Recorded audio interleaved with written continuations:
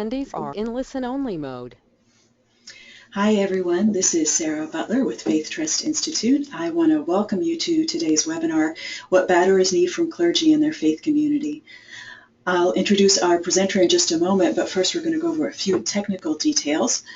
First of all, you should be able to hear me as well as see the technical information slide on your screen. If you're having technical problems with your sound, please make sure that your headset or speakers are plugged in and that the volume is turned up.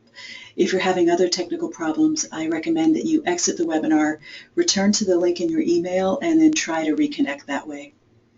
All audience members are muted throughout the presentation, but if you have comments or questions, you can submit them to me at any time using the question feature on the right side of your screen. We'd love to hear from you, so please submit your questions anytime.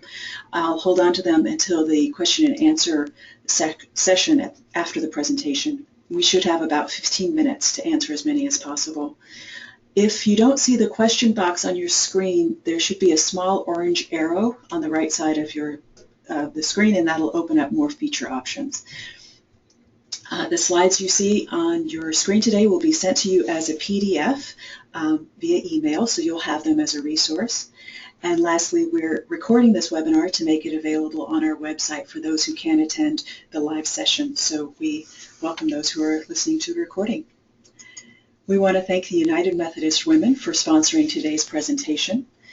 Today's webinar is part of a series of 5, which is part of their domestic violence awareness campaign.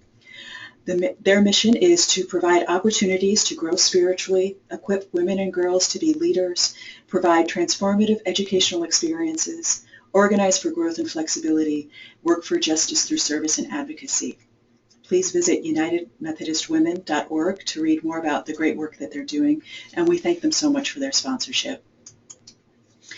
Today's presenter is Dr. Nancy Murphy. We're delighted to have her with us. She is the Executive Director of Northwest Family Life Learning and Counseling Center. NWFL is a faith-based nonprofit based in Seattle, offering advocacy and support for abused women and children, a state-certified intervention program for batterers, and prevention programs that include marital and premarital counseling, individual and couple counseling, workshops, and training programs. She teaches as an adjunct professor at the Seattle School of Theology and Psychology and the Bakey Graduate University. She's the author of God's Reconciling Love, a pastor's handbook on domestic violence, and Speaking Up, Recognizing and Addressing Domestic Violence in the Christian Community. So, Nancy, I'm going to turn it over to you. Audience members, please send your questions anytime. And are you there? Hi, Sarah. Thank you. Well, greetings from Seattle. It's a gray day today, so I'm happy to be with you. I've been working on the issues of domestic violence since 1990, and there remain some barriers to safety within the faith community that must be examined. So I'm grateful for your presence in this webinar today and for the work that you are a part of. Thank you. Thank you for joining this webinar on what batterers need from their clergy and congregation. We're going to look at practical and immediate pastoral responses. Also, some barriers are practical, but some are societal and some are religious. So I hope that you can think on these 3 different levels as we talk through a bit of what batterers need. Next slide, please. So it's been said that domestic violence is the leading cause of death and injury to women around the world ages 15 to 44. That really stresses me out, quite honestly, thinking about the severity of domestic violence, and it's been recently come to be renamed as intimate partner violence, as we know that so many relationships, marriage isn't a part of that relationship anymore. It's still called spousal abuse in some parts of the world. It has many names, but for today we're going to call it intimate partner violence and domestic violence. There's a pattern. This will not be new to most of you listening, but I just want to start here thinking about a pattern. A pattern we know, right? A, B, C, D, A, B, C. And if you were speaking, I'm imagining that you would already know to say CD. Patterns are learned by our little toddlers. They're starting to recognize patterns. In domestic violence, though, the pattern is often missed or not known from people who are in abuse. So I want to focus on that word for a moment. It's a pattern of behaviors, but these behaviors are assaultive, perhaps, or coercive, but they're designed to maintain and gain power and control over an intimate partner. These behaviors can be physical. We're quite aware from the outside that domestic violence includes physical assault. But working with batterers and perpetrators, victims over these many years, I know many people have had a physical assault, but they wouldn't name that as domestic violence because they have qualifiers, because I didn't get a black eye, because I didn't have to go to the hospital. There's a lot of denial around even physical assault. So in addition to these other behaviors, there's even more denial or unawareness, sexual assault. There may be incest in the family. There may be rape. There may be unwanted touching. So you just think it's a pattern of assaultive and coercive behaviors. It may be touching a child to pay back a parent. That's assaultive, and it's certainly coercive because it's designed to force somebody to do something that they don't want to do, like to behave in a certain way. If you don't do this, then I'm sorry, but I am going to be with our daughter, for an example. That also leads into psychological abuse. The behaviors of a psychological or emotional abuse are myriad. Economic abuse, and spiritual abuse. I'm sure that you're familiar with these, and I could go on, but spiritual abuse in particular occurs when one begins to question a victim's faith or misuse spiritual teachings to justify abusive actions and beliefs. Misusing religious teaching, doctrine, scriptures, or practices to justify positions of absolute authority. Well, you can imagine that abuse and violence are most problematic in some Christian homes, in some Christian abusive homes. Next slide, please. Our religious responses matter, right? It's been well said that one of the primary functions of religion is to help people with adversity. And due to the accessibility of clergy and high levels of trust that has been placed in them, it's been found that more people facing domestic violence actually look to their faith communities than to secular helping professionals. Members of clergy, they're playing an increasingly active role in providing counseling and mental health services to their congregants as well.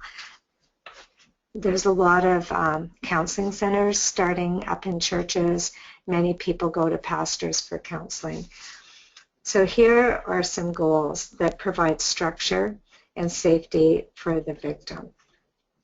We're going to review these more as time goes on. Next slide, please.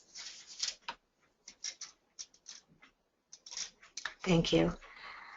So this is a time I was going to present Kani and Roger's story in a video. If you look at the bottom of the slide, you'll see the link that you can find their story on YouTube. Because of technology, we're not able to play this today, but I'd encourage you to take the 10 or 15 minutes that it takes to actually watch this video if you're so inclined.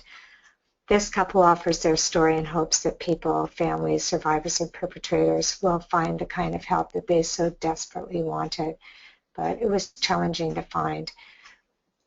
Roger, he was in the military station in Hawaii, and his wife, Kani, she was an executive assistant, or she had moved from this position, this job as an executive assistant to a person in politics to be with Roger in Hawaii and to bring their family there.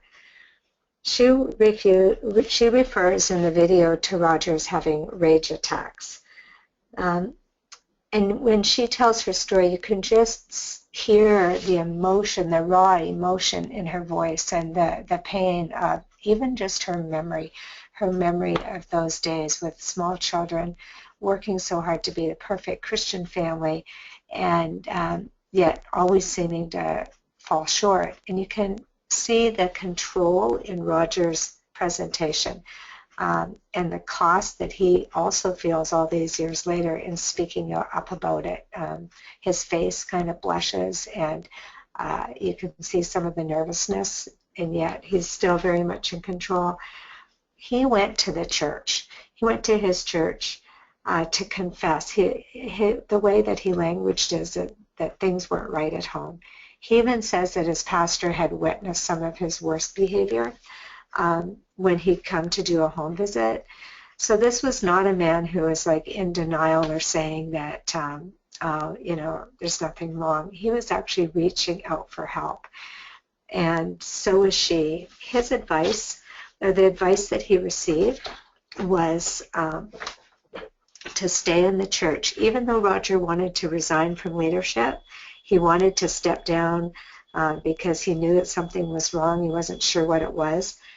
But he was told that his stepping down would leave too big of a hole in the congregation, that his work there was important, that Kani needed to submit more, and that they needed to pray more. And his theology around dominance and about being in control and being the head of the house was really reinforced. So he was vulnerable. He didn't like how he was behaving, but in his vulnerability, his confession, he felt kind of shored up in that vulnerability to become more dominant, more controlling, and he was more and more convinced that the problem in the marriage was his wife Kani and his children in their emotional disobedience. Next slide. Thank you.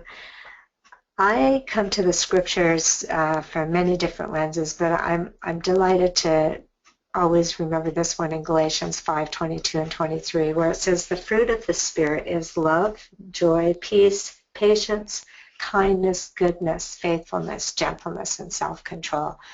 Against such things there is no law." I don't read anything in there about dominance, about coercion, about manipulation. Do you? I don't. And I have not experienced people who live live with domestic violence, either as perpetrator or victim, experiencing the fullness of love, joy, peace, patience, kindness, goodness, faithfulness, gentleness, and self-control. There's always such struggle and such pain. In order for these fruits to be evident in the home, it's essential that these goals be accomplished.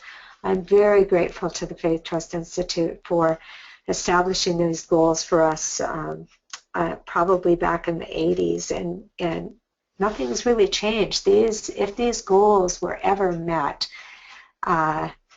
especially in our faith communities, man, what a different world we'd be. Anyway, so they're still the same. Safety. Now, who's safety for?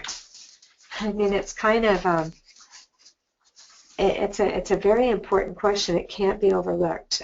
It's safety for the victims. I've had many people say to me, "Nancy, it's got to be safe for the perpetrators too, or the batterer."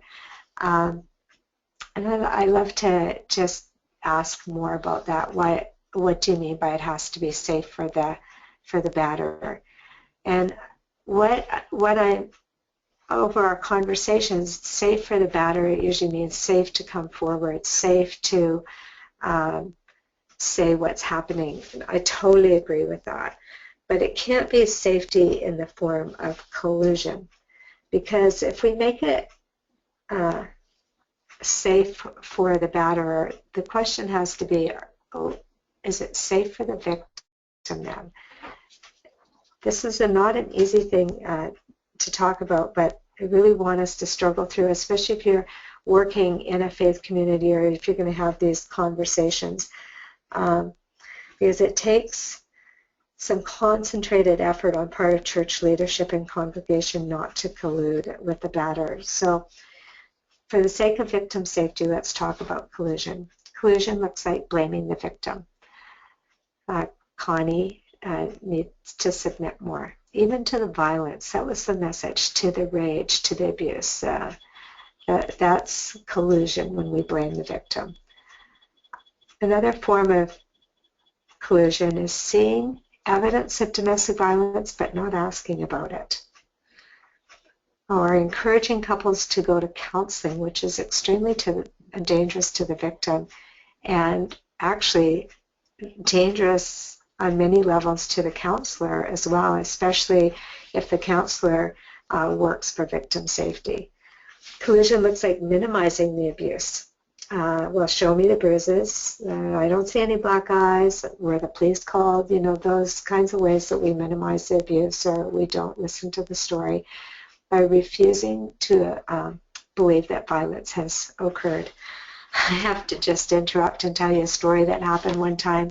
I was doing a training in the southern part of the United States for a group of pastors, and it was a large group. It was over 200, mostly men. Well, actually all men, and they were from the South. And when I started talking about safety for the victims, a pastor stood up and he said to me, "Excuse me, ma'am, but what do you do when victims lie, when women lie?" He said, "Women." And I said, I looked at him and I looked around the audience, and there was a number of people nodding like, "Yeah, what do you do about that?" So I said, "Can you please give me an example of a woman who lies?" And he says, "Yeah, well, sure.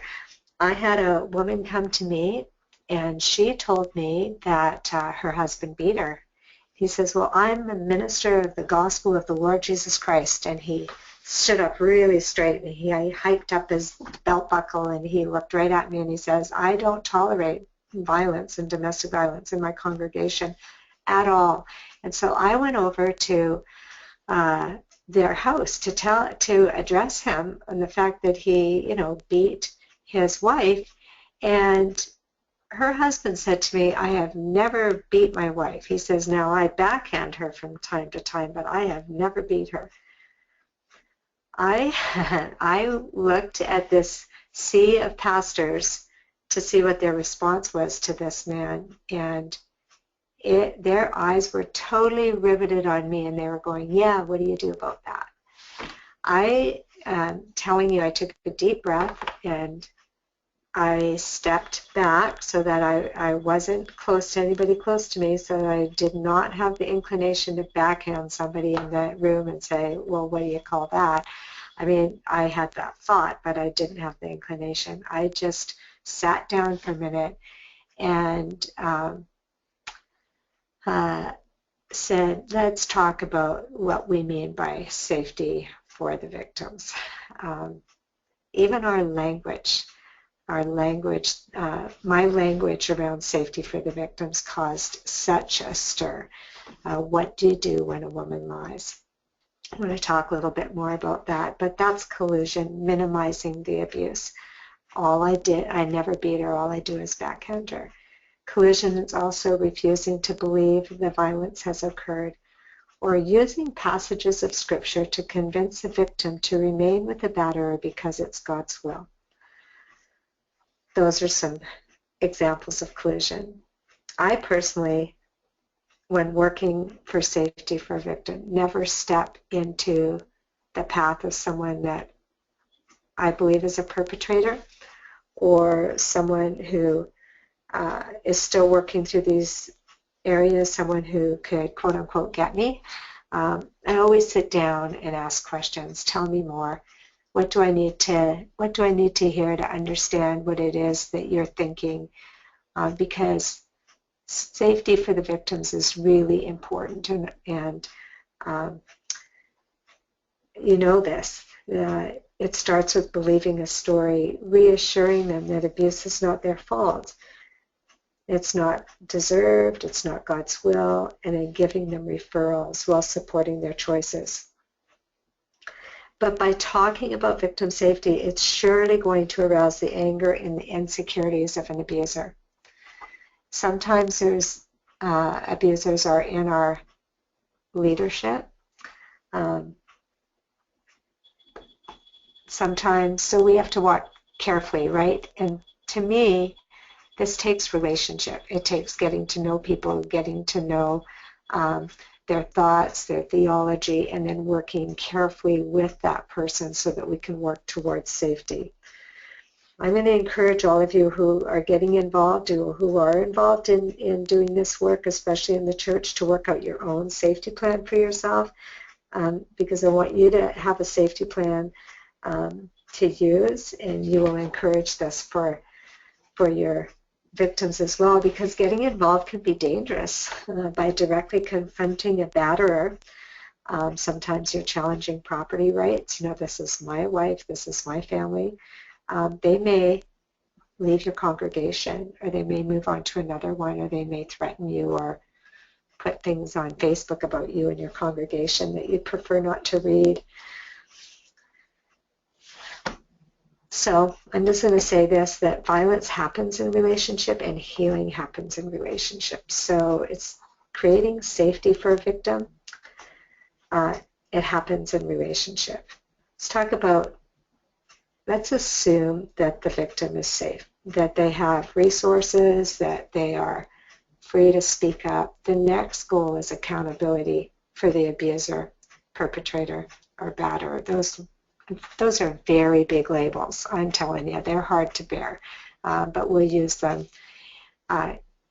interchangeably. I like to say the one uses battering behavior, but anyways, that's a different conversation. The goal of accountability begins with naming the violence as the batterer's problem, not the victim's.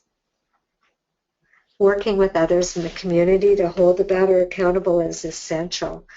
And to do this, you need to have asked the questions or earned the trust of the person to see if they have any legal orders, protection orders, child support, parenting plans, etc., so that you can support them with keeping these orders, especially through the holidays and special occasions. Accountability for batterers means that they need to become honest with themselves. It's their own accountability, not just that we hold them accountable, but that they become accountable, that they admit that they blame their partners or they blame stress or other factors to justify their behavior. A batterer can change. They can. I'm one of the few that believe they can change, but I know it. I've seen it so many times. Batterer can change and does change when they take full responsibility for their behavior. By stopping their behavior that's abusive, that's threatening, that perpetrates violence, that's manipulative, that's controlling, that's dangerous, and they seek appropriate intervention groups or appropriate help. You can't just say you stopped, right? AA has given us a beautiful saying. It says if there's 3 frogs sitting on a log and they all decide to jump off, and the question is how many have jumped off? Or how many frogs are on the log? I said it wrong. I'm going to say it again. If there's 3 frogs sitting on a log and they all decide to jump, how many frogs are on the log? You're not there to give your answer, but there's only 3. There's still 3 because all they did was decide, right? They didn't jump. And so making a decision to change, making a decision to get help, making a decision to do something differently, that's really good, but all it is a decision. You haven't done the work. So part of accountability is doing the work. Then becomes, because of the harm, there's so much harm, it becomes the job of the restoration of individuals. That's where counselors come in, where the faith community comes in. We have to know who we are. Our identity can be so damaged, and to remember that and be reminded that we're beloved sons and daughters of God, that we are beloved, and what's that restoration like? And if possible, the relationship may be restored, and if not, then learning to mourn the loss of that relationship, not just moving on, but moving through the pain of the loss is really important. Again, that's the beautiful work of the church. Next slide, please. want to give you some very specific do's and don'ts, but they're recommendations, and your cultural group may be different, your faith tradition, but these are guidelines that have worked that we've been working towards collectively, those of us doing this work or in this movement, because we've learned from survivors that this is what makes a difference to them. I told you the story about the pastor who held in confidence a woman's story and then went to check it out with her husband. And so here's one of the don'ts. Please don't approach him, assuming him is the abuser.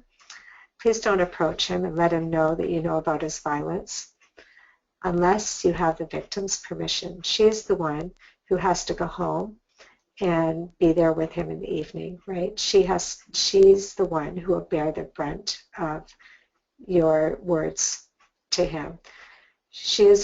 Don't do it unless she's aware that you plan to talk to him.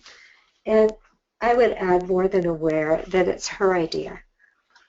It's hard for us when we have a disclosure, and I'll say it's hard for me when I have a disclosure and I just want to go and set things right, or somebody I know, I want to go talk to them and I'm so sure I can make a difference, right? But that really takes the power away from the victim. The victim's the one who's been safety planning. She knows what's best and what's best for her family. And if she asks you to do that, that's one thing. But if we just go ahead and make a plan to talk with them and get an okay from them and say, well, I had her permission, it still may be dangerous. Some people aren't good at saying no. Their no has not been honored for so long that when you say, is it okay with you, it's really difficult for somebody to say no. So do not approach him and let him know that you know about the violence unless she's aware and really, really wants you to, right? And that you are certain that his partner is safely separated from him. This is difficult for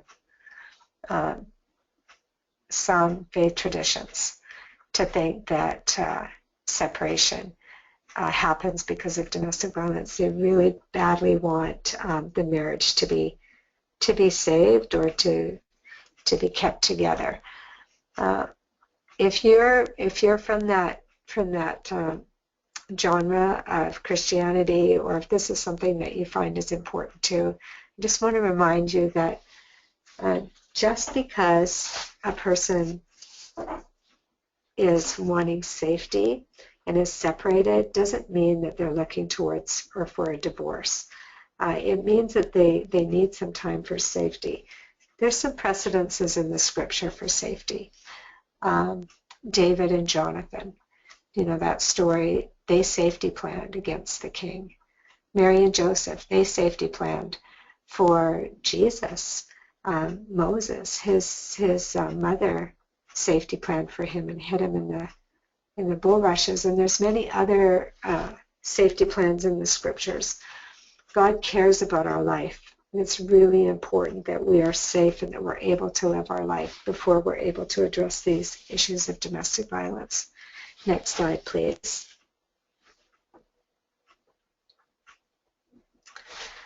I'm wondering if you would be interactive in this. Like, you heard me talk about Roger and Kani's story, and I'm just wondering, what would you hope the pastor's responses to Roger would have been? Or what would the response be in your congregation? Or what would your own personal response be? You can type your answer in the little chat room here, and Sarah said that she'll read them to me. Just wondering, what would you hope the pastor's responses to Roger would be? In this vulnerable place, I'm having rage attacks, something not right in my home. His pastor said, your wife needs to submit more. You need to be more in control. Is that what you hope for Roger and Kani?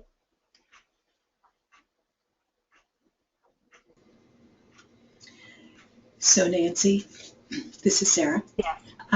So I have a comment here that, oh, someone's getting a call, that the response from the pastor is actually so dismissive of Roger and his attempts to, be faithful and be peaceful. And so the response is... That was me. I'm sorry. That's okay. So the response that this person has submitted is that one would hope that the pastor would be more supportive of Roger's intention to be more faithful. That's so good. Mine too. And Anybody else? looks like, oh, here we go.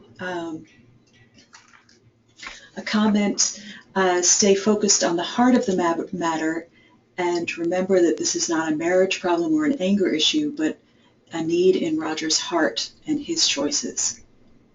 Mm-hmm. Yeah. What a difference if the pastor had responded in either of the, or in both of those ways, right? To be respectful and to call him into relationship and to call him to personal accountability rather than to that blaming response. And then to say, what do you think about, it would leave a hole in the conversation, in the congregation. Too big of a hole if you step down from leadership. Anybody have a comment about that? What you would have hoped for?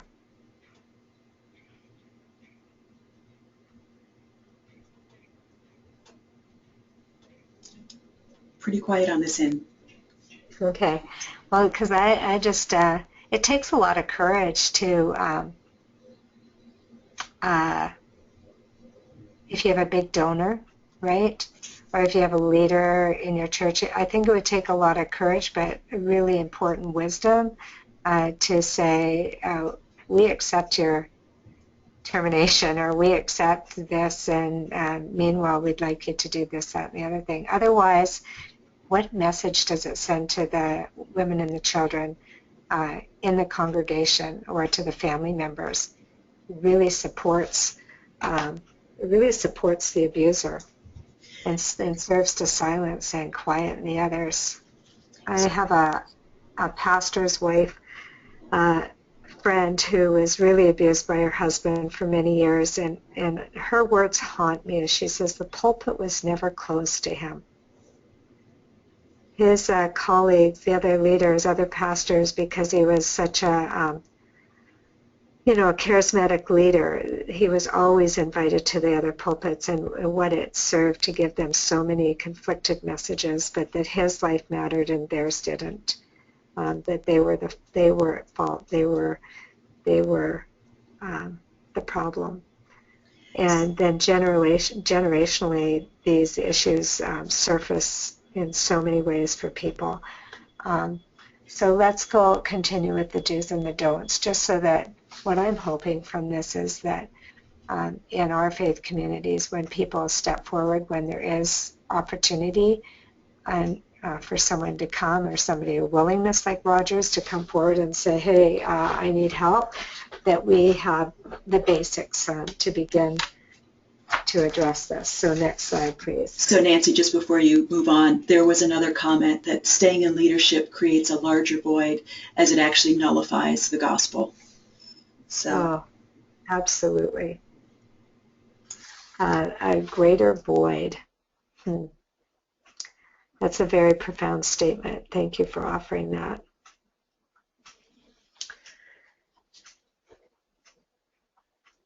And nullifies the gospel.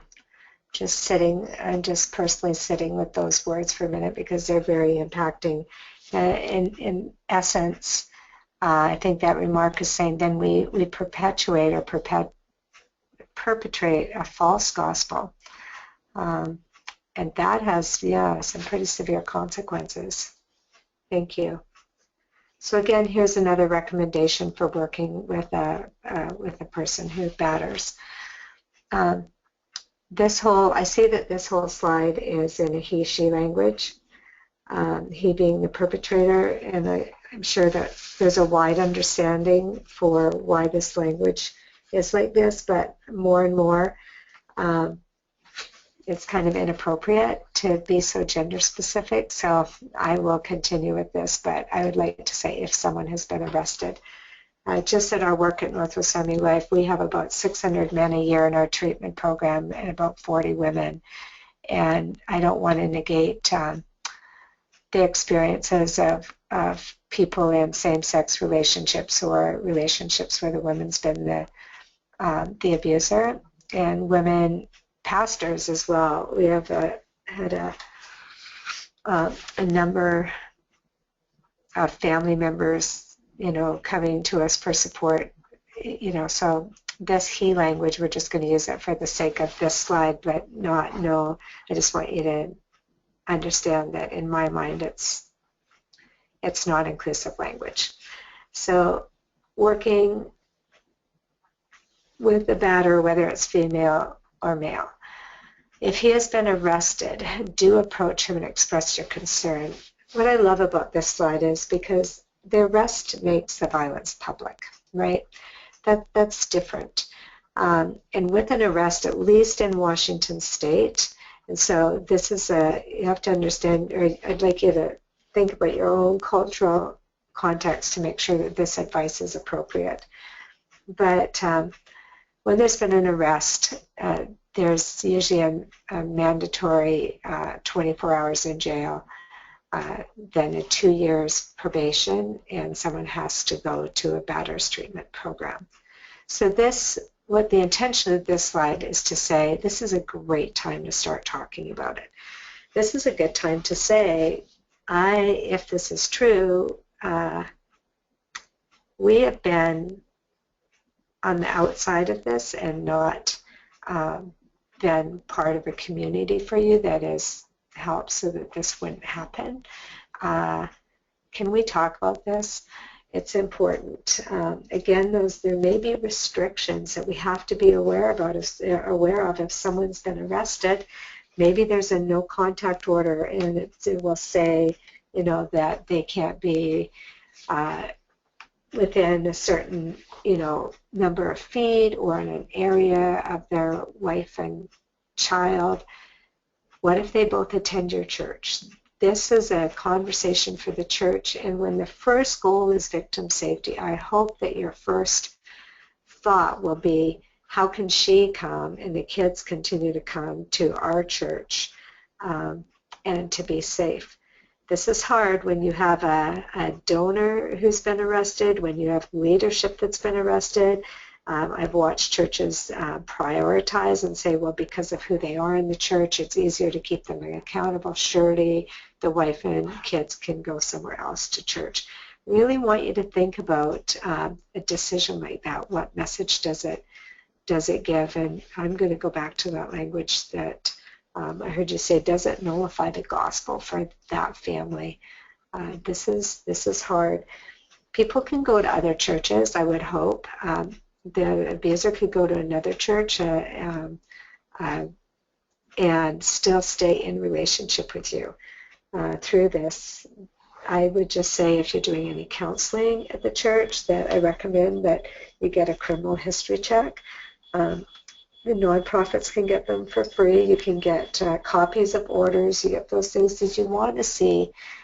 Is this person going from church to church? Does this person have more than one offense? Is it a felony charge? Is it a misdemeanor? How many times has this person been arrested for domestic violence? This is really important information for you to have, and it all becomes public when there's been arrest. Next slide, please. This next suggestion is part of safety planning. Don't meet with him alone and in private. Meet in a public place or in church with several people around. One of the tactics of abuse is to solicit other people's support, family support, and support. And usually it goes something like this. Oh, it's never happened before. I can't believe this happened. You can't believe what she's making such a big deal about this. And, she's not perfect either. Do you know that she has, she's a survivor of childhood abuse, or, she's been having troubles with menopause, or, this happened before. I mean, there's all these excuses. And so when you get alone and in private, you can be cornered, and a lot of your life can be caught up listening to all these excuses, and it really doesn't serve anybody. It can be more dangerous for you too, and it can be very, very highly confusing. And not all perpetrators, but a lot of them are quite charming, and they really believe their story. So they tell you a very convincing story. Or you may also get a glimpse of a really charming guy, the guy that woman actually fell in love with and married and liked, but you don't necessarily meet the abuser or the perpetrator. It's just a big waste of time and actually can be dangerous. So that's part of safety planning. Next slide, please. Another recommendation, to address religious rationalizations that he may offer or questions that he may have. These are really, we can use, our religion can be interpreted to be really male-dominated or hierarchical. It can be, and so themes of leadership, submission, headship, forgiveness, divorce, they come up, and they can't just be minimized. I think it's important to have really good conversations and even Bible studies if you need to have, and to actually flesh out what is the story of God. Is this a story of love, or is it a story of abuse and violence? It's important to be thinking about these things. And then not allowing them to use religious excuses for their behavior. We did a study of our men in our treatment program, and it was stunning. Almost 100%. It was like a high 99 point something percent of every single man who came through our domestic violence treatment program said, I did this, this, and this, but I'm not violent. And the things, the behaviors that they listed off, or they checked off, that they'd been engaged in, including choking and flushing heads down toilets and slapping and punching and restraining, they all said, but I'm not violent. They would qualify their behavior to say, I'm God-fearing, I am a man of faith, Of these men that we interviewed, they were mostly white, educated, employed, and religious. And they all denied their violence because it was interesting. They compared it to what other people had done or what they could have done. I could have punched her in the face, but I didn't. I slapped her on the back of the head and pulled her hair. See, I held back. I restrained myself. And I did it because how else am I going to keep my household in control? It's a religious excuse. We need to address these. Next slide. Do name the violence as his problem, not hers, and tell him that only he can stop it and that you're going to help, that there's consequences for his behavior if he continues, if he doesn't stop. Do refer him to a program which specifically addresses abusers. Don't attempt to counsel him yourself, especially if you don't have considerable training in this area. And then do assess for suicides and threats of homicide. They're often made when someone is losing control. And it's really important that those threats be followed up on simply by calling 911. If it's just a threat, they will never make that threat again if you call 911. But if they do, if they are in trouble and you call 911, they could save a life. Next slide, please. I see I'm talking so much, so I'm going to race through these so we can get to question and answers. I'm sorry.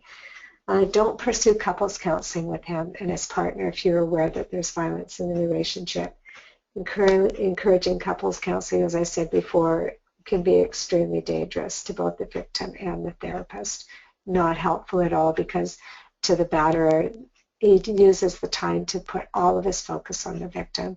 The victim may feel like, oh, good, this is a great time. I'm going to tell exactly what happened. only to bear the consequences when they leave your office. Don't go to him to confirm the victim's story. Why would you? I mean, she's only telling you a part of the story anyway. She's got a lot more to tell. Invite her to tell more of her story. Don't give him information about his partner, her whereabouts. But if you know, you could assure him that she is safe, but no information passing, and don't be taken in by his minimization, denial, or lying about his violence. In Batterers treatment at the end of the year, it's a year-long minimum program at the end of the year, we call it success when they go, oh, so you're saying this is about me, not about her? That's how long it takes to come out of this deep, tethered story about how everything is somebody else's fault. Next slide, please. Don't be taken in by a conversion experience. And we're not talking about a conversion about I've become, a Christian. It's not that, but the conversion experience and I've changed. Any of us try to lose 5 pounds or 10 pounds? Man, it takes a long time, right? We have to change so much about our life to actually lose that weight. Same thing with battering behavior. It's a learned behavior. If it's been well practiced over a period of time, it takes a long time. It involves understanding our emotions and being able to feel what we feel, but make choices of how we want to behave, not based on our feelings. If the conversion or the change is genuine, it will take a tremendous amount of resources to proceed with accountability. If it's not, it could be phony or immature or superficial. It's just another way to manipulate you in the system and maintain control of the process to avoid accountability. Don't advocate for the abuser to avoid legal consequences for his violence. I had a judge tell me that the only time he's ever seen a preacher was in front of, like in the courtroom to advocate for an abuser to say that he's a good guy. Not a good idea. Don't provide a character witness for him at trial. Don't forgive an abuser quickly and easily. It's like cheap grace. Don't confuse his remorse with repentance. Don't send him home with just a quick prayer, but work with others to hold him accountable. I think religious leaders can facilitate consciousness raising in individuals by communicating information. This information is important. It's prayer and information. Here's the resources. Here's what happens if you continue down this path. By providing concrete help and resources. Do you know Batterers treatment programs in your neighborhood? Do you know who works really well with perpetrators? You need their phone numbers and their addresses. The largest number of completers in our Batterers treatment programs, people who actually graduated because they'd attended long enough, they'd paid long enough, but their victims said that they were safe, that things had changed at home. It sometimes takes 4 or 5 years. The largest number of people who completed our program were backed up by their faith community. The faith community said, we love you, we care about you, but you can't behave like this, and we want you to stay engaged in this program and in this process of change, and we'll stay engaged with you. They didn't make it easy. Next slide, please. It's the same thing. Do pray with him. Ask God to help him to stop his violence, to repent, and to find a new way. That new way has to be modeled for people. If we ourselves are continuing in abusive ways and unhealthy behaviors, we're not the right ones to show a new way. So sometimes we have to join with others in changing our behavior as they change their behavior. Next slide, please. This is where it says it takes a village. Do find ways to collaborate with community agencies and law enforcement to hold them accountable. This is not always easy, but collaboration is so important, and it can be sometimes the most important work we do. Thank you for your time, and I think it's time to go to question and answers now. Thank you, Nancy. I just want to point out to folks that we do have some resources here for them, and this will be included in the PDF that I send this afternoon. If anyone has questions, this is a good time to submit them, and I will read them to Nancy. There was one question you mentioned if someone has some kind of legal protection order. So someone comes to you and says, you know, I have a protection order against my spouse. How should the faith community assist in that process? What should they do? Great question. So if someone has one against their spouse, become familiar with the terms of it. Really know it, and then be sure that as you look at it, you let that survivor know whether or not you're willing to help them with that order. If you say, well, you know, I don't want to get involved, I don't want to see it, I don't want to know it, I mean, that's certainly your right, and but it is it's important that you tell them what you're going to do at all. You know, I just think though to continue to maintain silence or deny the existence of domestic violence in their community it's basically saying you're unable to provide effective prevention and intervention services to your congregants. If you're going to take that stand, then you definitely need to refer them on to another church and don't play games with them. It's dangerous. If you do want to take it seriously, there may be attorneys in your congregation or advocates or people you can call so you understand exactly what that order is. You want to absolutely help her to also stay true to that order. Sometimes it's so hard and it becomes so painful, it becomes lonely, it becomes expensive, and people just want to go back and forget about it and go before a judge and ask them to change the order. They want to forget about it. You may need to be there to help them and say, hey, you can do it, we can do this together. What do you need? What resources do you need? We really want you to be safe. And I think in terms of creating that community response, knowing your advocates and getting in touch with them to get their advice about what you can do is always a great thing. It's really important. You can call any shelter, and they usually have 24-hour crisis lines, and you can ask them, what can we do? What would you recommend? What does this order mean? Sarah, I just want to say one other thing too. So that's for someone who has obtained an order. I would ask somebody who's a batterer too or an abuser, even if you have a sense, if you've heard about it, you know, if they've been arrested, for the same thing, copies of the order, and really take time to go through it, and then help them not get off from their charges. Like, oh, let's try to get you, like in Seattle, for example. Batterers treatment is a minimum of a year, at a very minimum. There is now a group of people that I think claim to be Christians who have come up with a 4-hour-long course that people can take instead, and they're wanting, and it's just teaching. Anyways, a 4-hour course which really trivializes the experience of a survivor and the need of a perpetrator. And they're giving them these certificates to take before a judge. And if the judge isn't well educated in the issues, they may accept this 4-hour course. And it's an online course, and it just trivializes the whole accountability structure. So please read the orders and then really help the abuser to follow through. They may not want to visit their children. They might want to start trying to take the children from their mom. They might want to show up in a place just because they can and not follow the order.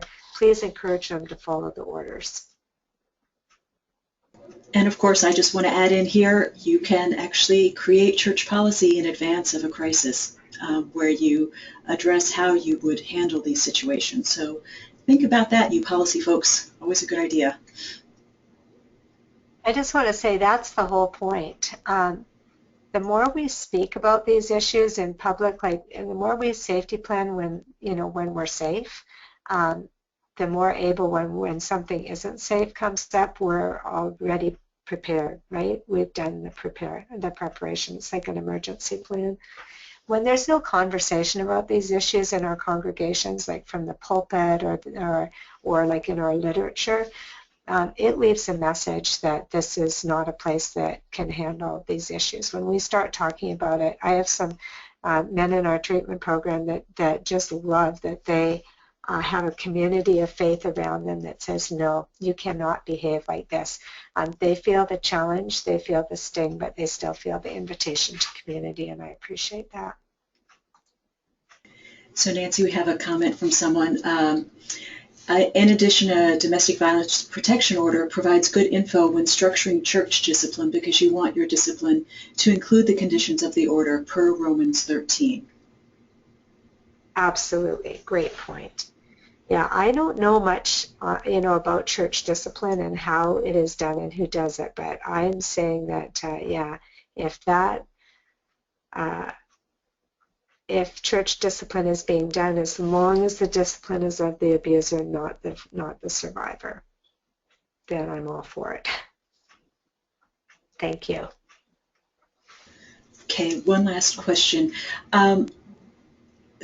This person seems to be a little confused about the term spiritual abuse and is asking if you can just expand on that a little bit. Great question. Well, for spiritual abuse, there's especially when it fits with the pattern of domestic violence or IPV, intimate partner violence. It can be restricting a person from attending their faith community or their services, say like a Bible study, or saying, using that to say, oh, you think you're holier than thou, or you're better than me now, or that when am I going to go straight to hell? Making those kinds of comments, or you're supposed to submit to your own husbands, it says in Ephesians, and you're submitting to other husbands now. So just taking those scriptures and twisting them, really, and it's designed to coerce and intimidate and control someone else. Does that make sense? So it's misusing scripture, misusing faith traditions. Another example would be, I guess, the head covering, like of the Brethren Church or maybe of the Catholic Church. Some of those teachings, I've seen them misused so that when women are and husbands are engaged in lovemaking, that she wears a head covering, to prove her faithfulness to her husband and her purity. But everything that happens in that bed, not everything, but mostly, is unloving and unkind and dangerous and abusive. But because she's got a head covering on and she's submitting to God and submitting to Him, that's where it really gets very twisted. And that's kind of an extreme example, but I don't know if that's not helpful. Maybe that person can get in touch with me and we can talk more about that. Okay, thank you, Nancy. So we have about a minute. Do you have any final words you'd like to share? I just really, I really want to thank you for this time. Batterers usually take up all the attention in the room, and so it's been really hard work to focus on victims and survivors and their safety over the years, but I'm delighted to be able to begin to talk about this because I want batterers to come to my church or where we attend worship. There's a number there. I know them because they're also in our program. I love how loved and accepted and honored they are as human beings on the planet, but their behavior is addressed and as not appropriate and not loving and not kind, and it's never, ever accepted behavior. It's always challenged, and I'm just grateful to be on this webinar with people who I'm imagining are doing the same work in their faith community, so thank you so much. Thank you, Nancy. So it's time for us to close up the webinar. I want to thank Dr. Nancy Murphy for presenting today's presentation, and I also want to thank the United Methodist Women for sponsoring today's conversation. We're going to close up the webinar. If you would just take a few moments before you leave to fill out the short survey and give us your thoughts, your feedback, any ideas or suggestions, we'd be very grateful. You can view our upcoming webinars online at faithtrustinstitute.org. And this concludes today's presentation. Thank you again for joining us, and thank you, Nancy. Have a good day.